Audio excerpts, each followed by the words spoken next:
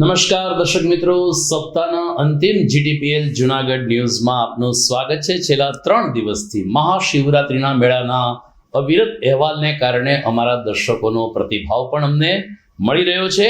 અનેક લોકો કહે છે કે અમને ઘેરે બેઠા મેળાની મુલાકાતનું અનુભૂતિ થાય છે, અમે મેળામાં ફરતા હોઈએ તેવી અમને અનુભૂતિ થાય છે. જીટીપીએલ જુનાગઢ ન્યૂઝનો પ્રયાસ આજે પણ ચાલુ રહેશે, કારણ કે આવતીકાલે શિવરાત્રિ છે, મેળાનું સમાપન છે. તો જોઈએ આજના મુખ્ય સમાચાર. આવતીકાલે દેવાધિદેવ મહાદેવને પ્રસન્ન કરવાનું મહાપર્વ મહાશિવરાત્રિ. સોમનાથથી લઈને નાના મોટા તમામ શિવાલયો ઓમ નમઃ શિવાયના જાપથી ગુંજશે. પ્રસાદ તરીકે ભાંગનું પણ કરાશે વિતરણ.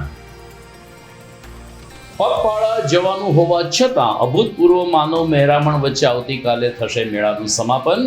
મુખ્યમંત્રી શ્રી આવે તેવી પ્રબળ સંભાવનાને ધ્યાને લઈ તંત્ર દ્વારા પણ જડબેસલાક સુરક્ષા વ્યવસ્થા ગોઠવાઈ. માત્ર 3 દિવસમાં જુનાગઢ એસટીને ₹80 લાખની આવક થઈ. હજુ 2 દિવસ બાકી છે ત્યારે ₹1 કરોડની આવક થવાની સંભાવના.